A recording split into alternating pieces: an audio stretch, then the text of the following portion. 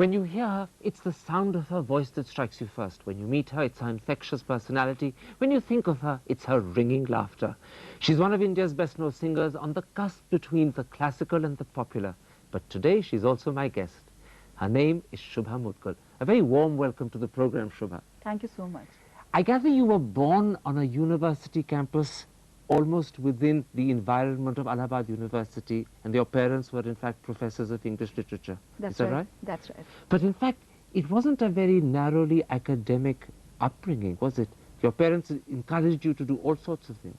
Oh yes, my parents brought me up with this very, very liberal kind of outlook towards life.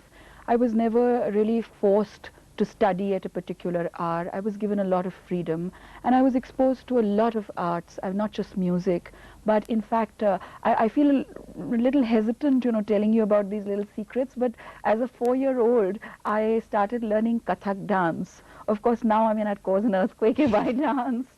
But that's how I was introduced to music, actually, through dance and not through vocal music. In fact, when you were young, you and your sister were taken by your parents frequently to Benares for music concerts. Yes, to Benares and to other places near Allahabad. In fact, not even too near Allahabad. I remember that we would be taken to Maihar, the place where Baba Alauddin Khan Sahab of the Maihar Gharana stayed and taught a lot of great musicians. We were taken there very often too to listen to concerts. And the music that your father brought you up listening to wasn't just classical. He had a very broad and eclectic taste, didn't he? Yes, he did. And I remember him making me a compilation of his favorite Kishore Kumar songs.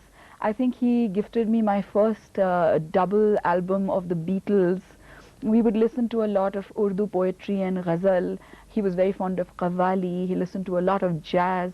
So it was basically an introduction to music of all kinds. And love of music was actually inculcated by him. An absolute passion for music, in fact.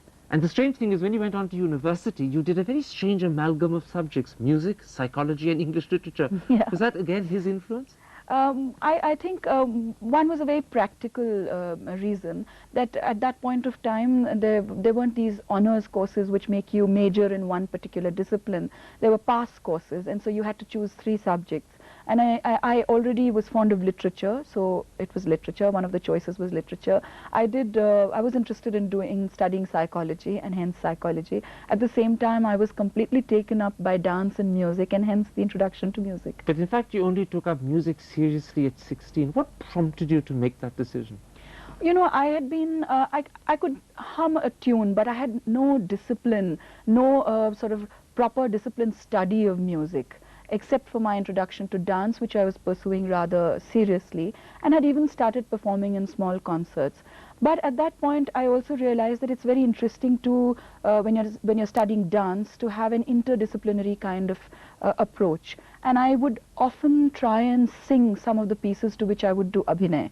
And it became apparent that it was necessary to study vocal music as well. And then it seemed, my parents and I felt that it wasn't so easy to just go to somebody and say, I want to learn vocal music at the age of 16, which is fairly unconventionally late to begin. And I think all we really hoped for was that I would get a good guru who would expose me to a study of music and guide me through my study of music. And that certainly you did, didn't you? Pandit Ramashray Jha was your guru. Yeah. But you had to convince him to take you on. It wasn't easy.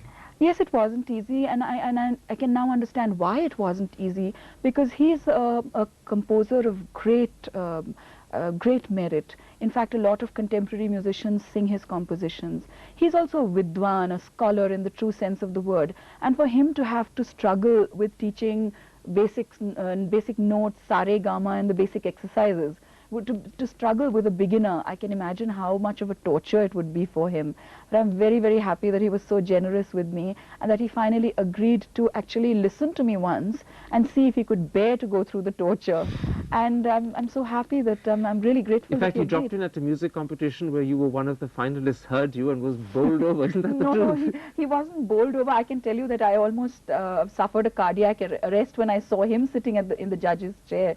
And I was taking part in this freshers contest. I had just entered the university as a BA first year student, and I was taking part in a freshers competition where I was singing a bhajan in the Rag Tilang, And I walked on stage and just stopped dead in my tracks, because there he was sitting in the judge's chair, and I almost thought of running out quickly and pretending that I had lost my voice.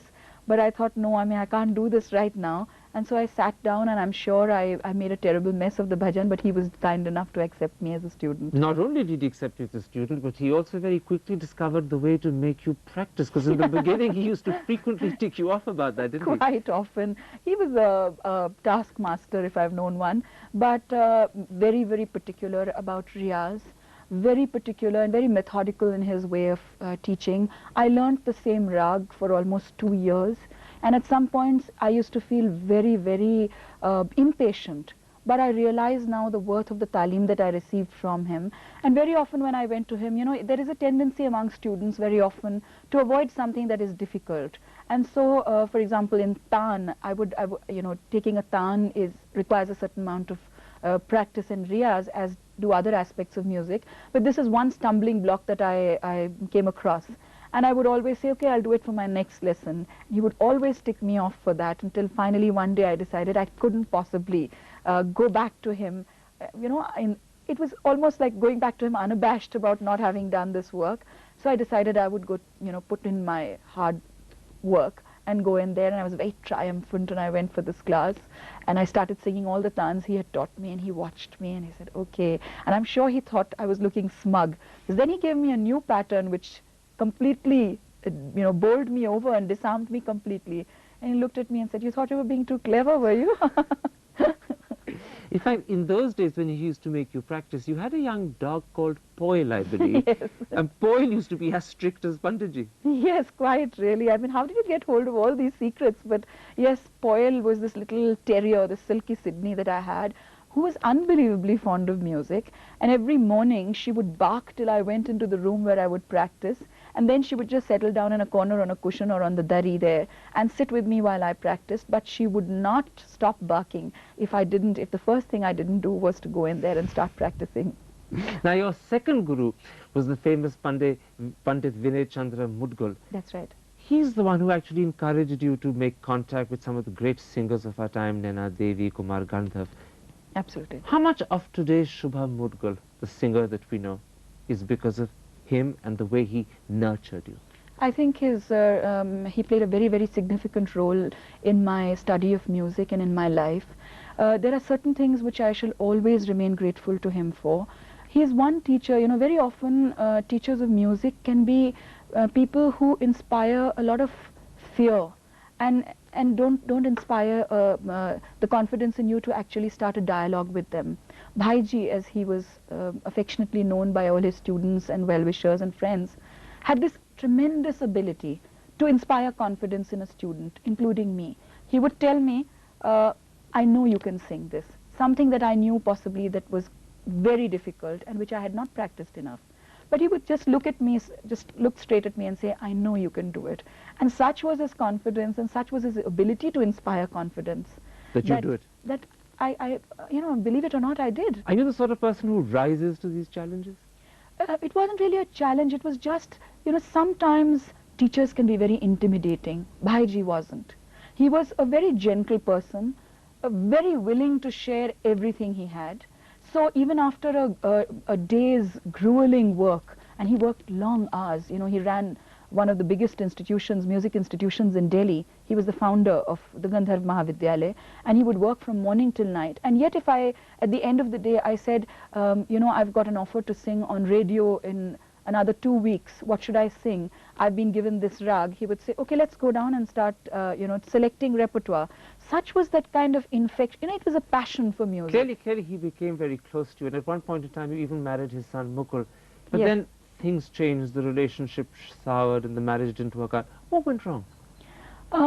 Those are very difficult questions to answer and might cause a lot of hurt. All I would like to say about this is that I did get married to Mukul, who's a very, very fine person. I remain a good friend of his even now. I hope he can say the same for me. And I value the years that I spent with him. We share a child. Our only child, Dhaval, is a great, you know, is a very, very important factor in our lives. But more than that, I would just say that we are friends, and unfortunately, the marriage didn't work Do you think out. it was, in a sense, because you're an independent person and in some ways an unconventional person, and perhaps marriage just didn't work out? You could also say that I'm a person who makes impulsive decisions. Maybe the fault was with me, and the decision to end the marriage perhaps was a decision that I made and stuck to. I won't really say that I'm terribly independent, because I value family life a lot too.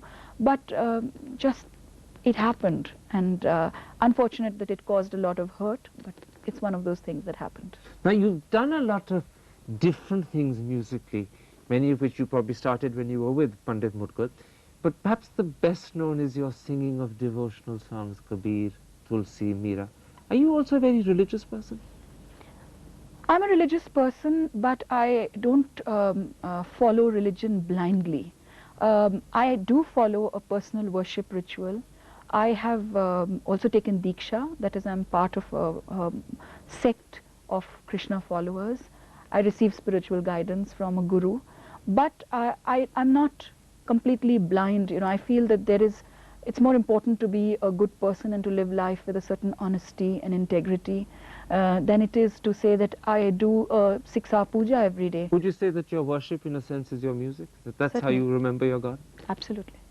A couple of months ago, you got married again for the second time to an old friend, Anish Pradhan. Yeah. This time, are you more confident that perhaps it's been less impulsive and it's a relationship that will last?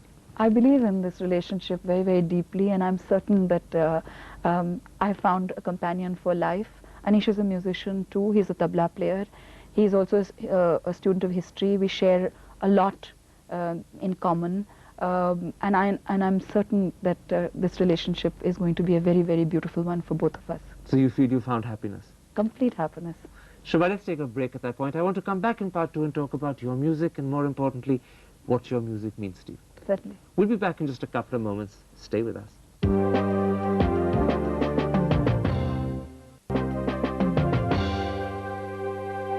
Welcome back. My guest is Shubha Mudgal. Shubha, for millions of people, the most striking thing about you as a singer is your voice. You don't have the conventional, soft, lyrical, high-pitched voice one associates with Lata Mangeshkar. Yours is big, resonant, husky. Now, has that been an advantage, or has it been a bit of a challenge for you? It's been a big challenge, because I have to confess that it's a voice with many, many limitations and drawbacks. It's a voice which does not have too much range. It's a voice which is difficult to handle, because when you sing so full-throated, and in fact the volume is so big, that fatiguing is quite a common problem.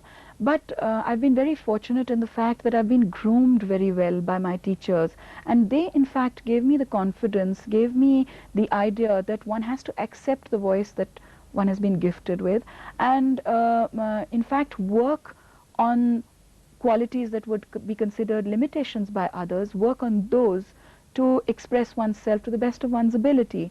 And I think I was very, very fortunate in receiving this training, which actually helped me to stop considering these as limitations. But make them strengths instead. Yes, and to realize that these are things which I'm not going to change. So I mean, if it's like being born with a round face and then keep on saying that, no, I have a round face, and could I make it look really thin? It's not possible, but you just have to make the best of a round face. Of course, it's not just your voice that's your distinctive character. The other distinctive feature about your career is that you're perhaps one of the few classical singers that's not trained exclusively in one tradition or gharana. Was that just the way things worked out, or was that in fact deliberate? Well, for one, I'd like to answer this with by stating two facts. One, that I learned from people who were of an eclectic bent of mind. So a lot of my teachers had actually learned from more than one guru. My Guru Pandit Ramashray Jhaji learned from Bholanath Bhatt, but also admits very openly that he took a lot and adapted a lot from other teachers as well. Pandit Jitendra Abhisheki learned from several gurus, and Nainaji learned from several gurus. So in fact, so it was natural that their disciple would learn from several as well. Yes. But are you also eclectic yourself as a person? Do you like to dabble in lots of things and imbibe them together? Yes, I'm very drawn to listening to other styles of music, to listening music from other cultures as well. I'm just very fond of not just listening to music, but also trying to study other disciplines, and therefore I guess you could say that I'm from the eclectic gharana. Well, not just the eclectic gharana, one could also say they're almost from the popular gharana, because in 1996 you did your first so-called popular album, Ali More Sangna, and skyrocketed to fame. And yet I gather you were very hesitant about it. I was very hesitant about it. The idea came from Jawahar Vatal, who is a very well-known composer and producer of popular music, and has done some, chart-busting albums with a whole lot of artists. It was Jawahar's idea that I record Sufiana poetry set to different Hindustani rags, and that instead of having the conventional orchestra of tabla, harmonium, sarangi, tanpura, he would include other instruments such as drums, drum machines, synthesizers, guitars, bass guitars, etc. And this experimentation worried you? It was unfamiliar, and I wondered who would listen, to this kind of experiment. I thought anybody who understands and loves classical music is going to condemn me for being blasphemous and sacrilegious in singing popular music, and those people who like popular music are never going to accept this classical singer, middle-aged, overweight, with no perm, no false eyelashes. How wrong you were, because one of the great fans that you made was your own son, and I gather one of the numbers became not just a favorite, but redeemed your classical image in his eyes. Do you remember the song? Well, my son, I think has been, I must say, has been very, very sweet to me, and would attend sometimes with a little coaxing some of my classical music concerts as well, but I think he has enjoyed my popular work much more. Which is this one that became a real favorite of his? I think he likes the song Dere Dere in my album Apke Savan, which has this kind of Latino rhythm, which is one of the first songs we worked on when we did Apke Savan. Sing it for us. Dere Dere Dolu Bavariya Re, Jane Sajna hai kaun nagariya re, Dere Dere Dolu Bavariya Re, Jane Sajna hai kaun nagariya re. It's amazing. I can see as you sing that resonance in your voice. And in fact, for most of the audience, it probably came home when you did the title track to Aapke Savan, your second album. Yes. Do you think, in a sense, I'm right in saying that that really established you as a pop diva, not just a classical singer? I think a lot of people got to know me and got to know that I'm a classical singer who is open to experimenting with other styles and forms as well. Certainly, perhaps my audience increased vastly. At the same time, I think I'm in a very, very difficult situation right now, and you're going to call me the proverbial cribber probably. But the fact remains that I face a lot of questions right now about what I intend to do with myself. Although I feel that there is really no need for such questions. Through several decades now, we have the example of a lot of classical musicians dabbling with popular music, whether it was film music or fusion or So when jazz. these questions are asked, forgive me interrupting, do you think they're being asked because of envy, or are they asked because they feel you're somehow letting down a classical purity which is cherished for its own sake? I think they're asked perhaps with a sense of concern, because a lot of people, I believe, are my well-wishers, and they're worried about the fact that the glamour and the visibility that accompanies popular music may actually distract me from my riyaz, from my study and my Yes, practice. in fact, that's a point that's often made. People say that she could quite easily be the second Bhimsen Joshi, except for the fact that she fritters her energy away in unrewarding popular pursuits. What do you say to that? I think that now the responsibility rests with me to prove that at no point am I going to let the world of popular music actually encroach on my life as a classical musician, on my life as a student and a sincere student of classical music. I personally feel that I'm a student of voice. I mean, before I'm a student of khayal or thumri dadra or of North Indian art music, I am first and foremost a student of voice. And these experiments have allowed me to discover whether I can use my voice in different situations, in different languages. And I think that has been an enriching experience. I think the responsibility now rests with me to prove that when I get down to singing classical music, there is no trace of the woman who sang in the rain, Apke Savan. And if I can do that, if I don't dilute my And can you concerts, do that? Do you think there's a danger that in fact you may have diluted yourself with popularity and acclaim? I'm very proud to say that that has never happened. In fact, there has never been any hypocrisy of intent on my part. You'd be surprised to see how actually hypocritical organizers are. Very often they book me for a concert of classical music. They will ask me to sing a concert of morning rags, then slowly creep in while I'm singing Ahir Bhairav and come to me and say, some people are asking, you know, that you should sing Abke Sawan. And they are the very But people. you see, isn't that the danger? They wouldn't do that with Kishori or Molkar, would they? They do it with you because they know not only is it popular, but also that's the way you're known. In a sense, your success is now changing your image, perhaps to your classical cost. I don't think so. I think people have decided to take, some people decide to take the easy way out. I know of a concert which I attended where Pandit Bhimsen Joshi was singing, and suddenly somebody came up to him and said, Mile sur mera tumhara. You know, so because they had heard him in that wonderful campaign, Mile sur mera tumhara. But that doesn't mean that his work as a classical musician is diluted at any point. I don't think that as long as I continue to do my work with a clarity of intent and purpose, I do not think that I'm going to be distracted at all. You used a very intriguing metaphor to describe yourself earlier on. You said you were a student of voice, and certainly voice is the one thing that comes to mind when one thinks and remembers Shubha Mudgal. Can I ask you, give us, so that we know this voice, not just by hearing you talk, give us a range musically by singing of how this voice can go from power to the highest it can. Give us an example. I've been working on a lot of Krishna poetry, and one very beautiful song which I'd like to sing to you is a very gentle song. It's about Krishna and Radha actually going for a boat ride in the heat of the summer. And I would sing it with great, I would not actually raise my voice, I would almost sing it in a whisper. Chandan pahire nav hari बैठे संग वृषभानु दुलारी हो. On the other hand, I would sing another composition which is a love song written by, a bhajan written by Meera, which I feel has a certain call, a certain anguish about it. I would sing it as if I was actually crying out to somebody. Sajana